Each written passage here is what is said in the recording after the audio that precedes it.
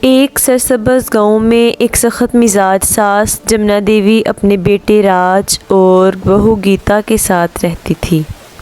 گاؤں میں کئی دنوں سے مسلسل بارش ہو رہی تھی، آسمان پر گھنے بادل تھے اور ندی کا پانی بھی بڑھنے لگا تھا۔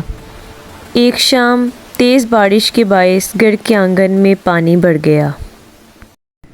جمنا دیوی نے غصے سے کہا، گیتا جا کر سارا پانی باہر نکالو، مجھے گھر میں گندگی پسند نہیں ہے۔ جمنا دیوی گیتا کو ڈانٹنا شروع کر دیتی ہے۔ بارش بہت زیادہ تیز ہو جاتی ہے۔ بارش کی وجہ سے گھر میں بہت زیادہ پانی ہو گیا، گھر کی ہر چیز یہاں تک کہ برتن تک سب بارش کی لپیٹ میں آ گئے۔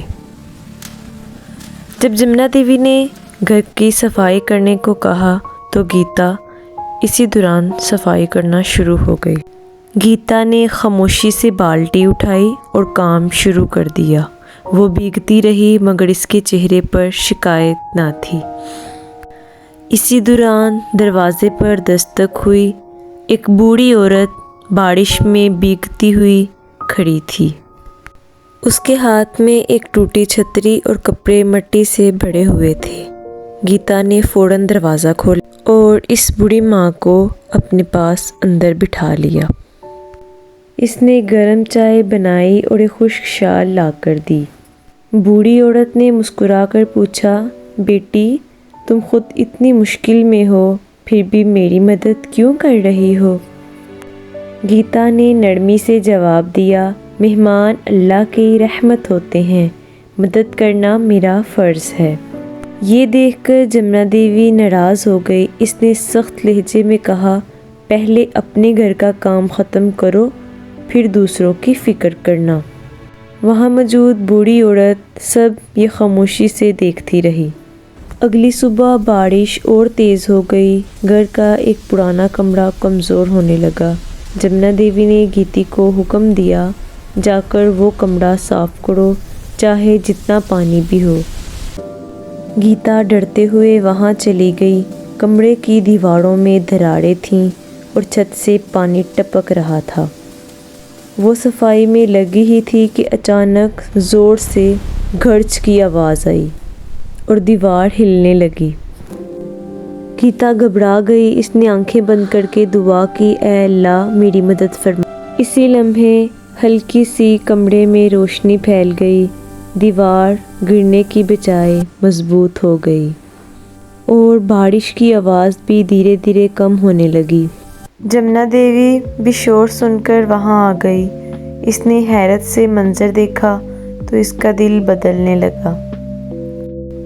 بوڑھی عورت نے آہستہ سے کہا، میں عام مسافر نہیں ہوں، میں تم لوگوں کی آزمائش لینے آئی تھی۔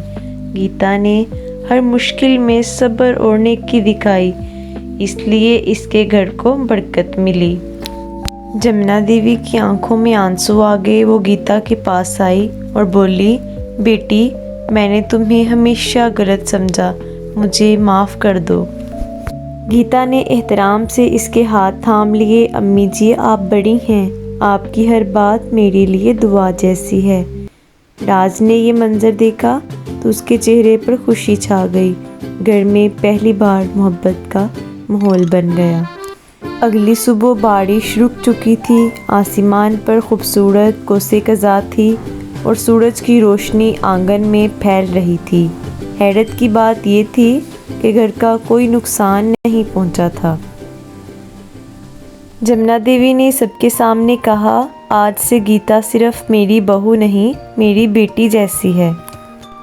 گھر کی مرمت ہوئی، آنگن میں پھول لگائے گئے اور گھر پہلے سے زیادہ خوبصورت لگنے لگا اور سب مل کر خوشی سے رہنے لگے۔ گاؤں کے لوگ بھی اس گھر کی مثالیں دینے لگے کہ صبر اور نیکی انسان کی سب سے بڑی طاقت ہوتی ہے۔ پیارے بچوں، اس کہانی سے ہمیں یہ سبق ملتا ہے، نیکی اور صبر آخرکار خوشیاں لے آتے ہیں۔